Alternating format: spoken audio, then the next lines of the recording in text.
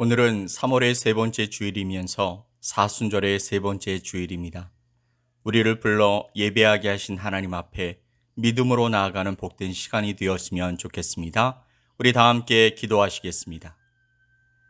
하나님이여, 내 속에 정한 마음을 창조하시고 내 안에 정직한 영을 새롭게 하소서. 나를 주 앞에서 쫓아내지 마시며 주의 성령을 내게서 거두지 마소서. 주의 구원의 즐거움을 내게 회복시켜 주시고 자원하는 심령을 주사 나를 붙드소서. 아멘. 사랑과 은혜가 풍성하신 하나님 아버지, 감사합니다. 지난 한 주간도 허물과 죄악 속에 살아왔지만 긍휼하신 하나님의 사랑으로 우리를 불러주시고 십자가의 은혜로 정결케 하시니 감사합니다. 오늘 드려지는 이 예배가 하나님을 기쁘시게 하고 하나님과 만나는 복된 시간이 되게 하여 주시옵소서. 다른 무엇이 아닌 오직 나의 주, 나의 하나님만 바라보는 복된 시간이 되게 하여 주시고 우리를 향하신 놀라운 말씀이 우리를 변화시키는 은혜의 시간이 될 수 있게 도와주시옵소서. 감사드리며 예수 그리스도의 이름으로 기도 올리옵나이다. 아멘.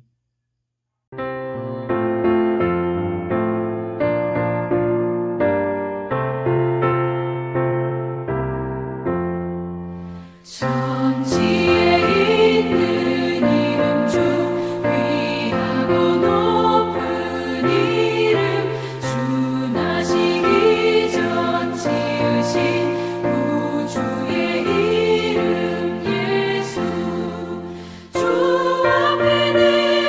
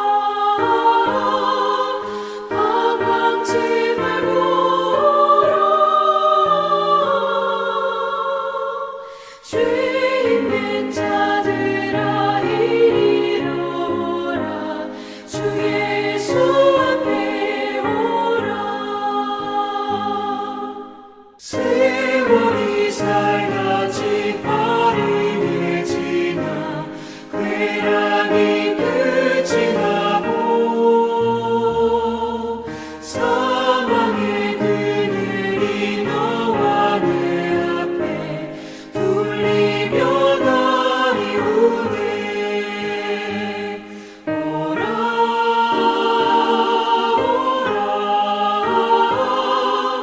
도망치 말고 오라. 죄 있는 자들아 이리로 오라. 주 예수 앞에 오라. 우리를 위하여 예비해 두신 영원한 집이 있어. 죄 많은 세상을 떠나게 될 때 영접해 주시겠네. 오라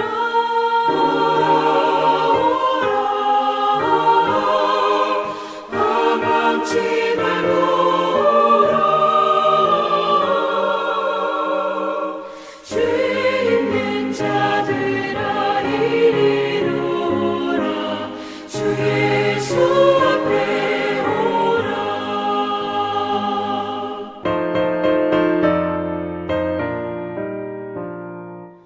우리를 죄에서 구하시려 주 예수 십자가 지셨으니 기쁘게 부르세 할렐루야. 나 구원 얻었네. 찬송하세 찬송하세 주님 나를 구하셨네. 찬송하세 찬송하세 주가 구원하셨네. 우리를 주께서 구했으니 이전에 행하던 악한 일과 주하고 더러운 모든 죄를 온전히 버렸네. 찬송하세 찬송하세 주님 나를 구하셨네. 찬송하세 찬송하세 주가 구원하셨네. 나 지금 죄에서 사함받아 거룩한 백성이 되었으니 이 육신 장막을 벗을 때도 겁날 것 없겠네. 찬송하세 찬송하세 주님 나를 구하셨네. 찬송하세 찬송하세 주가 구원하셨네. 우리가 이 세상 떠날 때에 예수의 손목을 굳게 잡고 영원히 즐거운 천국에서 주 함께 살겠네. 찬송하세 찬송하세 주님 나를 구하셨네.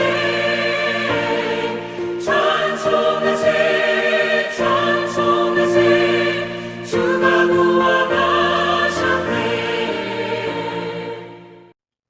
우리 다 함께 사도신경으로 우리 신앙을 고백드리겠습니다. 나는 전능하신 아버지 하나님, 천지의 창조주를 믿습니다. 나는 그의 유일하신 아들, 우리 주 예수 그리스도를 믿습니다. 그는 성령으로 잉태되어 동정녀 마리아에게서 나시고 본디오 빌라도에게 고난을 받아 십자가에 못 박혀 죽으시고 장사된 지 사흘 만에 죽은 자 가운데서 다시 살아나셨으며 하늘에 오르시어 전능하신 아버지 하나님 우편에 앉아 계시다가 거기로부터 살아있는 자와 죽은 자를 심판하러 오십니다. 나는 성령을 믿으며 거룩한 공교회와 성도의 교제와 죄를 용서받는 것과 몸의 부활과 영생을 믿습니다. 아멘.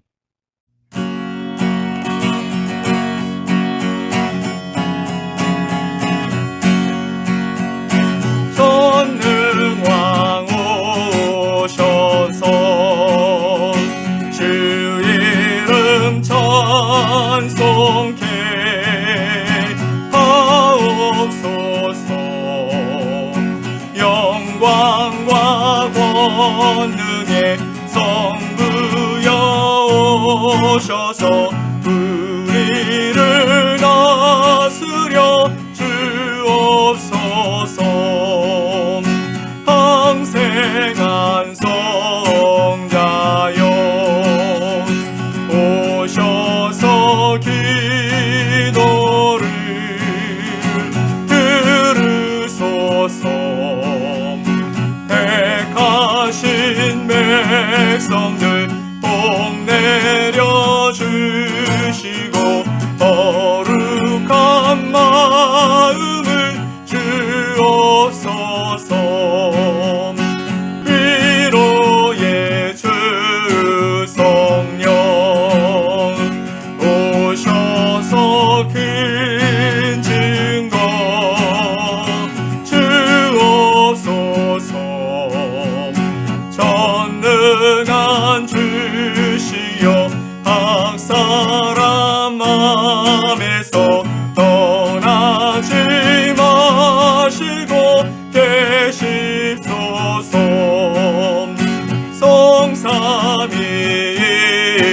성삼위일체께 한없는 찬송을 드립니다. 존귀한 주님을 영광 중 배웠고 영원히 모시게 하옵소서. 아멘.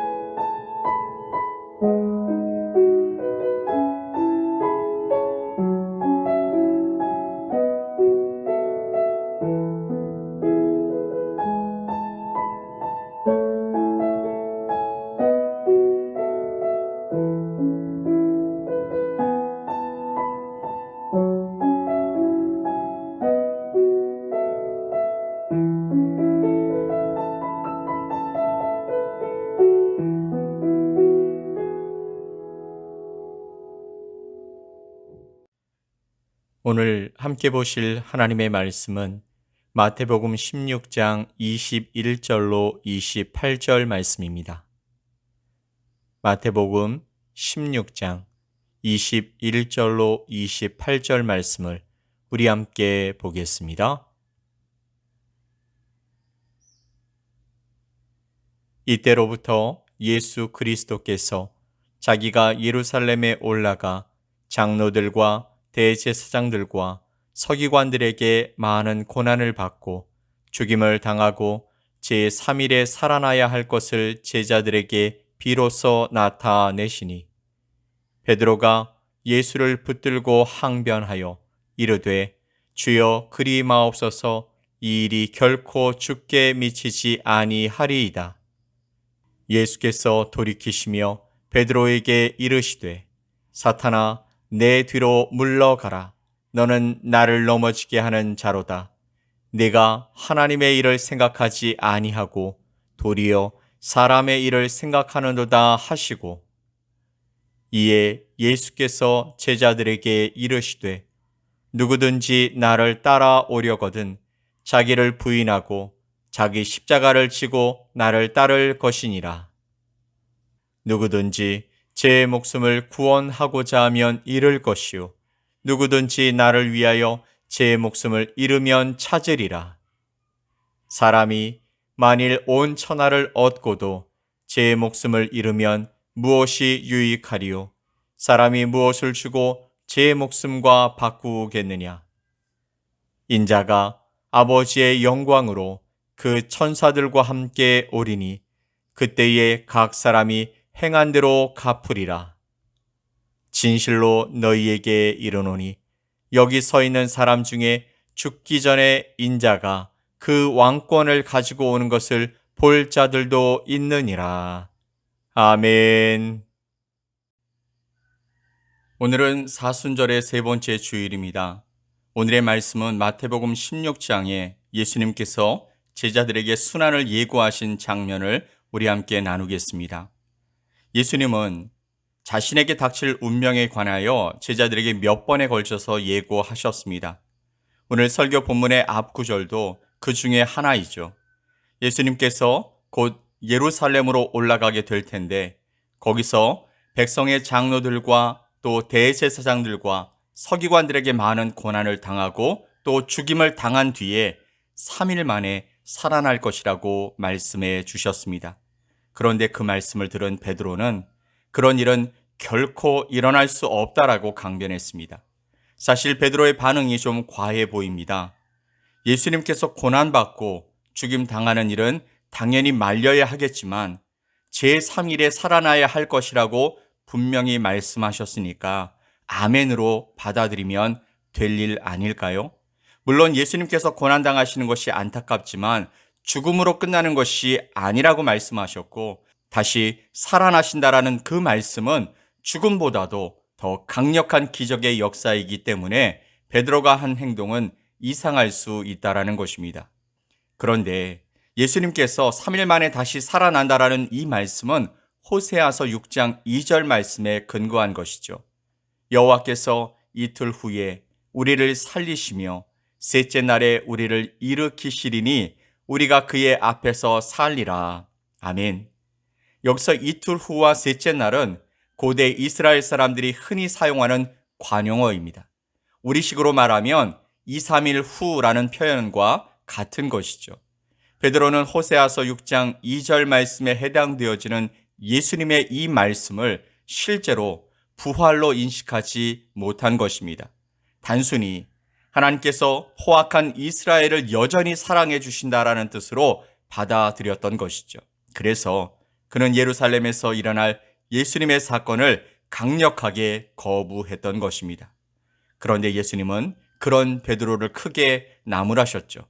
부드럽게 충고하신 것이 아니라 다른 경우에서는 찾아볼 수 없을 정도로 엄하게 책망하셨습니다.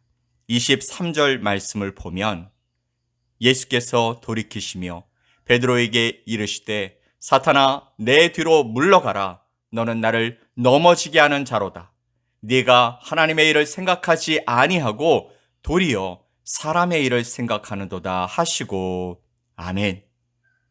예수님은요, 베드로를 향해서 사단아 라고 말씀하셨습니다. 베드로의 항변은 예수님을 넘어지게 하는 것이고, 즉 예수님을 시험에 들게 하는 것이라고 말씀하시죠. 예수님을 시험에 들게 하는 일은 예수님의 공생의 초기에 마귀에 의해서 일어났던 일입니다. 마태복음 4장 1절로 11절 말씀에 마귀가 예수님께 나타나서 세 가지 요구를 하지 않습니까? 바로 그런 일이 지금 베드로를 통해서 일어나게 되었다라고 말씀해 주시는 것입니다. 마태복음 4장에 나오는 마귀의 말과 오늘 본문 마태복음 16장 21절 이하에 나오는 베드로의 말은 모두 다 예수님을 시험하는 것이었습니다. 양쪽 모두 솔깃한 말입니다. 요즘 말로 쉽게 바꾸면 당신이 하나님을 믿는 사람이라면 당연히 세상에서 성공할 것이라는 뜻입니다. 성공주의를 부추기는 것은 사단과 마귀의 일이죠. 사탄과 마귀의 요구는 늘 그럴듯합니다. 이런 성공주의가 표면적으로 세련되어 보이기에 사람들의 마음이 자연스럽게 그쪽으로 움직이게 되는 것입니다. 이는 성공하지 않으면 이상한 일이라는 것이죠. 하나님을 잘 믿는 너희에게 성공이 아닌 실패가 찾아온다면 둘 중에 하나라는 것입니다. 하나님이 계시지 않거나 아니면 내가 하나님을 잘 믿지 않았기 때문에 찾아오는 것이다. 이 모두가 우리를 실패자로 만들어 버리고 마는 것입니다. 그런데 예수님은 그런 생각과 요구는 하나님의 일이 아니라 사람의 일이라고 책망하셨습니다. 하나님의 일과 사람의 일을 구분하기가 쉽지 않죠. 여기서 사람의 일은 가능한 대로 힘든 것과 골치 아픈 것을 피하는 삶의 태도를 말합니다. 이런 태도를 아무도 잘못이라고 말할 수 없습니다. 베드로의 생각에 예수님께서 예루살렘에 들어가셔서 고난받으시고 또 죽임 당하시는 일은 당연히 일어나지 말아야 하는 것입니다. 예수님은 앞으로 할 일이 많으시기 때문에 가능하면 많은 사람들을 끌어모아야 한다는 것이죠. 예수님을 중심으로 제사장들과 서기관들이 무시하지 못할 세력을 키워야 한다는 것입니다. 하나님의 일을 하려고 해도 뭔가 힘이 있어야 하지 않겠느냐라는 것이죠. 누가 봐도 이런 생각이 훨씬 현실적입니다. 이것이 바로 베드로의 생각이었던 것이죠. 이에 반해서 하나님의 일은 사람의 현실적인 생각과는 다른 것입니다. 이것은 하나님의 나라와 하나님의 의에 집중하며 사는 삶의 태도를 가리키기 때문입니다. 마태복음 6장 31절로 33절에서 예수님은 이것을 분명하게 말씀해 주셨습니다. 그러므로 염려하여 이르기를 무엇을 먹을까, 무엇을 마실까, 무엇을 입을까 하지 말라. 이는 다 이방인들이 구하는 것이라. 너희 하늘 아버지께서 이 모든 것이 너희에게 있어야 할 줄을 아시느니라. 그런즉 너희는 먼저 그의 나라와 그의 의를 구하라. 그리하면 이 모든 것을 너희에게 더하시리라. 아멘. 이런 말씀은 너무 과격하고 그래서 비현실적인 것으로 들립니다. 어떻게 우리가 무엇을 먹을까 마실까 하는 염려를 하지 않고 살아갈 수 있겠습니까? 실제로 우리의 먹고 사는 문제는 우리의 삶과는 뗄래야 뗄 수 없는 문제이기 때문입니다. 하지만 여기서 우리는 우리의 삶에 대한 생각, 즉 생명의 근본에 대한 생각을 완전히 바꿔야 합니다. 예수님께서 하나님 나라가 가까이 왔다라고 말씀하실 때 회개하라고 하신 이유도 바로 여기에 있는 것입니다. 생각을 전환하지 않으면, 또 완전히 바꾸지 않으면 예수님의 말씀은 우리의 머리와 가슴에 공허한 것으로 들릴 수밖에 없는 것입니다. 그래서 예수님은 당신의 제자들의 생각에 완전한 전환을 위해서 24절부터 말씀하셨습니다. 이 말씀은 제자들을 중심으로 한 초기 기독교인들의 실제적인 삶에 관한 것이죠. 그들은 자신들의 정체성을 예수님의 제자가 되는 것에서 찾았습니다. 예수님의 제자가 된다는 것은 당시로 보면 오히려 고난과 죽음에 더 가까운 삶이 기다리고 있었던 것입니다. 예수님의 제자들과 초기 기독교인들은 로마의 체제와 충돌하지 않을 수 없었기 때문입니다. 그런 상태에서 기독교 신앙을 유지하기가 쉽지 않았을 것입니다. 사실 로마 제국 안에서 살던 초기 기독교인들에게 이런 일이 일어났습니다. 실제적인 삶의 고난을 감수하면서도 여전히 예수님의 제자로 남았던 이유는 그들이 생명을 전혀 새로운 차원에서 경험했기 때문이죠. 그렇지 않다면 그들의 선택은 어리석은 것이 되는 것입니다. 24절 말씀에 누구든지 나를 따라오려거든 자기를 부인하고 자기 십자가를 지고 나를 따를 것이니라. 아멘. 예수님을 따르는 예수님의 제자로서의 삶은 나를 부인하고 나의 십자가를 지고 예수님을 따라가는 것이라고 말씀하십니다. 25절 말씀에 계속해서 누구든지 제 목숨을 구원하고자 하면 잃을 것이요 누구든지 나를 위하여 제 목숨을 잃으면 찾으리라. 아멘. 누구든지 자신의 목숨을 구원하기 위해서 아둥바둥 살아간다면 그 목숨을 잃을 것이지만 주를 위하여 제 목숨을 잃어버리면 하나님께서 또 예수님께서 그 생명을 책임져 주신다라는 말씀입니다.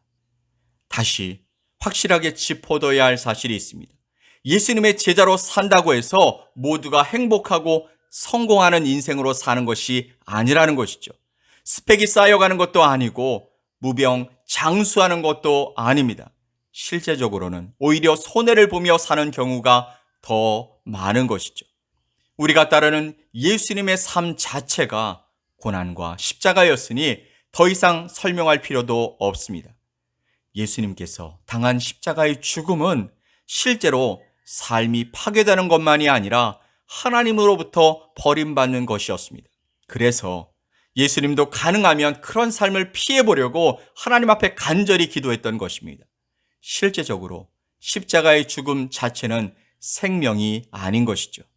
여러분, 솔직하게 말한다면 우리는 십자가에 달려 죽기 위해서 인생을 사는 것이 아니고 또 신앙생활을 하는 것도 아닙니다. 그럼에도 불구하고 여기서 중요한 관점은 예수님을 통해 생명을 얻기 위해서라면 십자가도 마다하지 않겠다라는 결단입니다. 그렇다면 그 생명은 우리가 세상에서 실제로 살아가는 생명과 어떻게 다른 것일까요? 그것은요, 우리가 죽어 천국에 가서 영원토록 행복하게 사는 것을 가리키는 것일까요? 제자들과 초기 기독교인들은 예수님을 생명의 심판자라고 고백했습니다. 심판자는 생명을 결정하는 존재라는 뜻이죠. 그것을 인자 개념이라고 말합니다. 27절과 28절에서 반복하여서 인자라는 표현이 나옵니다. 인자는 세상 심판자를 가리키는 구약 성경의 용어였습니다. 인자가 아버지의 영광으로 그 천사들과 함께 온다고 했는데 그런 일은 하나님의 때가 되면 즉 종말이 오면 일어날 일이었습니다. 그것이 예수님에게서 실현되었기 때문에 제자들은 예수님을 통하여 생명을 얻는다고 말했던 것입니다. 그런데 이 세상에서는 예수님을 믿지 않아도 잘 먹고 잘 살 수 있습니다. 겉으로만 보면 그렇게 보인다라는 것이죠. 하지만 우리 삶의 깊은 내면을 들여다보면 재물과 건강과 또 명예와 자랑으로 우리 삶이 채워지지 않는다는 것을 너무도 쉽게 알 수 있습니다. 이 말은 곧 생명의 다른 차원이 있다라는 뜻이죠.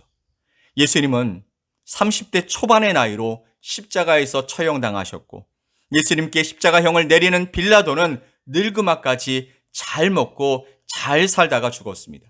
그렇다면 누가 더 잘 살아간 것입니까? 세상적인 관점으로 보면 답은 명확합니다. 하지만 하나님만이 생명의 주인이시기 때문에 우리가 하나님의 뜻에 순종하는 것이 곧 생명을 얻는 길인 줄 믿습니다. 그래서 제자들도 이 길을 선택했습니다. 예수님의 뒤를 따랐다라는 것이죠. 하지만 우리의 생명이 하나님의 것이라는 사실을 믿지 못하는 사람들이 참 많습니다. 그것은요, 자연과학이 생명의 본질을 밝혀낼 수 있다는 생각에 동조하기 때문입니다. 자연과학만이 아닙니다. 경제발전에 인류의 미래가 달려있다는 생각도 만연해 있습니다. 이런 생각으로 많은 사람들이 예수님의 십자가로부터 점점 더 멀어지고 있는 것이죠. 무엇을 먹고 또 무엇을 마시고 무엇을 입을 것인가 하는 염려만이 현대인들의 궁극적인 관심이 되어 버렸습니다. 불과 몇 해 전만 하더라도 많은 젊은이들이 선호하는 직업이 공무원이었습니다. 그래서 많은 인재들이 공무원 시험을 준비하며 좁은 문을 두드리기도 했습니다. 그것은 평생 직장으로서의 안정된 삶을 살아갈 수 있기 때문이었죠. 바로 무엇을 먹고 무엇을 마시고 무엇을 입을까 하는 그 염려 때문이었던 것입니다. 그런데 요새는 조기 은퇴가 목표인 파이어족이 관심의 대상이 되어버렸습니다. 이것도 무엇을 먹고 마시고 입을 것인가 하는 그 염려 때문에 생겨난 사람들의 모습인 것이죠. 기독교인들도 이런 추세를 추종하고 있습니다. 삶의 방향과 목표가 세상 사람들과 다를 게 하나도 없다라는 것이죠. 다만 하나님이라는 이름으로 그런 목표를 성취하려고 한다는 점만 다를 뿐입니다. 이런 데에 머물고 있다면 인자가 우리의 생명을 심판한다는 말은 잠꼬대처럼 들릴 수 있습니다. 그래서 인자가 심판주로 올 종말에 생명을 얻을 수 있다면 오늘 우리가 살고 있는 이 삶은 무슨 의미가 있냐고 질문할 분들이 계실 겁니다. 오늘 본문 마지막 구절인 마태복음 16장 28절은 바로 그런 상황을 배경으로 하고 있습니다. 진실로 너희에게 이르노니 여기 서 있는 사람 중에 죽기 전에 인자가 그 왕권을 가지고 오는 것을 볼 자들도 있느니라. 아멘. 제자들이 살아있는 동안에 예수 그리스도의 재림을 경험할 수도 있다라는 말씀입니다. 그렇다면 예수님께서 실제로 곧 재림하신다라는 뜻일까요? 여기서 왕권이라고 번역된 헬라어 단어는 나라를 가리키는 바실레이아입니다. 예수님의 말씀에 자주 등장하는 단어죠. 마태복음 4장 17절에서 예수님은 회개하라 천국이 가까이 왔느니라 라고 말씀하셨습니다. 여기서 천국이 바로 바실레이아입니다. 마태복음 6장에는 예수님께서 가르쳐 주신 기도가 나옵니다. 거기에 나오는 나라가 임하시오며에서 그 나라가 바로 바실레이아입니다. 이런 구절들을 배경으로 놓고 본다면 28절은 다음과 같은 뜻입니다. 예수님이 선포한 임박한 하나님의 나라를 지금 여기서 경험할 사람도 있을 것이다. 즉 하나님의 나라 경험이 곧 생명을 얻는 것이다 라는 말씀입니다. 하나님의 나라는 하나님께서 통치하시는 모든 영역을 의미하는 것입니다. 구약의 선지자들이 줄곧 붙들고 있었던 것이 바로 하나님의 통치였습니다. 그들은 하나님의 통치가 무너지는 세상에서 살았습니다. 폭력이 지배하는 세상, 죄가 없는 사람이 고난을 당하고 악한 사람이 잘 되는 곳입니다. 곳곳에서 정의와 평화가 파괴되었습니다. 구약시대에 정의와 평화를 파괴하는 가장 큰 세력은 바벨론이었죠. 바벨론은 너무나 막강한 세력이었기 때문에 그 어떤 저항을 통해서도 극복할 수 없었고 하나님이 직접 바벨론을 심판하지 않으면 그 나라는 무너질 수 없는 나라처럼 보였습니다. 거기서 결정적인 역할을 할 자가 바로 인자인 것이죠. 고대 이스라엘 사람들은 인자가 오기를 기다렸습니다. 그래야 세상이 정의롭고 평화로워지기 때문이죠. 그것을 하나님께서 약속해 주셨습니다. 그런데 예수님의 메시지는 하나님의 나라가 이미 너희 가운데 임했다라고 선포해 주십니다. 이 선포는요, 고대 선지자들의 선포와는 달랐습니다. 그것을 당시 제사장들과 서기관들도 이해할 수 없었습니다. 세상은 하나도 달라진 것이 없는 상황에서 하나님의 나라가 이미 시작했다라는 말은 앞뒤가 맞지 않는 것처럼 보였기 때문입니다.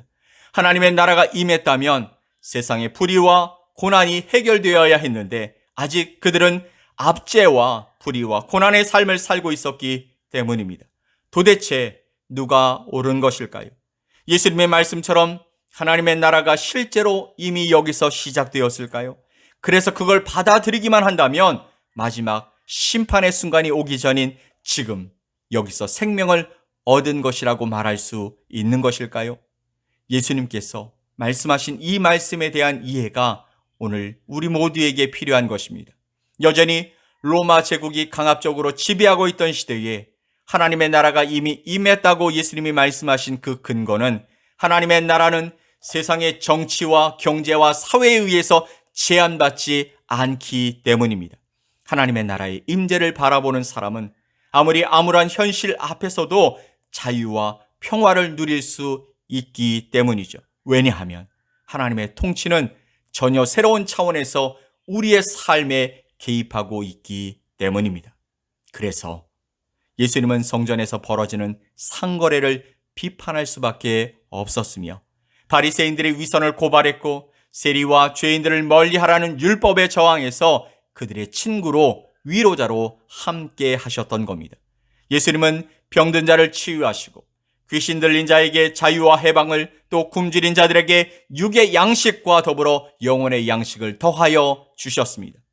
기존의 질서 속에서 구원의 빛을 비추신 것이 아니라 기존의 질서와 사람들이 생각하는 상식을 뛰어넘어서 하나님이신 예수님이 인간의 몸을 입고 이 땅에 성육신 하심으로 우리를 위해 자신을 내어주시는 파격적인 구원의 역사를 보여주신 것입니다.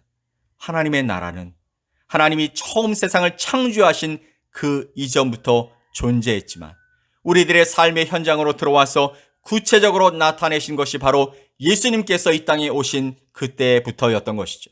그래서 제자들은 자신에게 고난이 닥친다 해도 하나님의 나라에, 하나님의 통치에, 하나님의 뜻에 기쁨과 자발적으로 순종할 수 있었던 것입니다.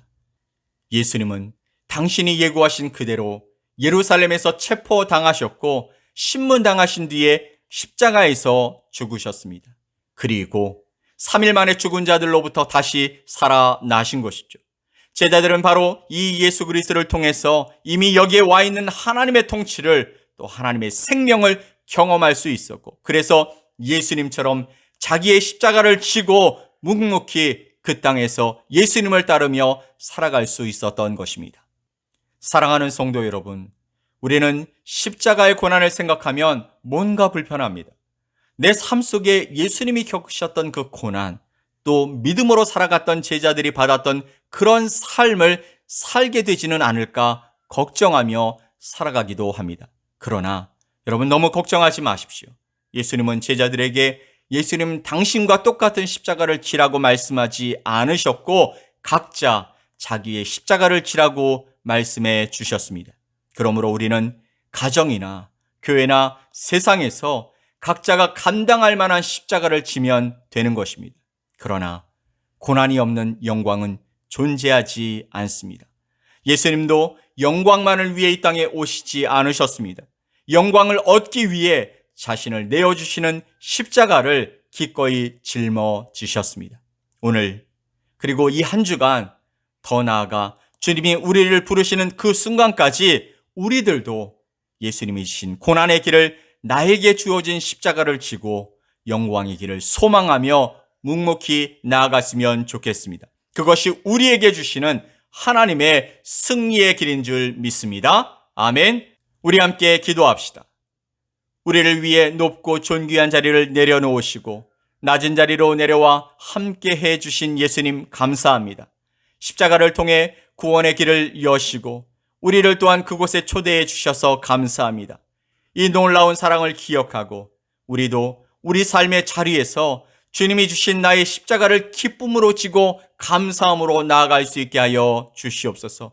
성도들의 삶을 돌봐주시고 지켜주셔서 우리의 삶의 자리에서 하나님의 뜻이 이루어지게 하시며 그렇게 주님을 따르는 우리들 까닭에 하나님의 나라가 더욱 확장되는 복된 자녀들이 되게 하여 주시옵소서. 이 한 주간도 교회와 성도들과 믿음의 동역자들을 붙들어 주셔서 주님과 합력하여 승리하는 복된 시간이 되게 하여 주시옵소서. 이제는 우리 구주 예수 그리스도의 크신 은혜와 하나님 아버지의 놀라우신 사랑하심과 성령 하나님의 역사하심이 부르심에 순종하여 하나님을 높여드리는 주의 자녀들 위해 예수님의 고난을 바로 이해하고 이 땅에서 하나님의 손에 이끌려 아름다운 사역자로 쓰임받기를 소망하는 주님의 자녀들 위해 또한 교회와 나라 위에 이제로부터 영원토록 함께 있을지어다. 아멘.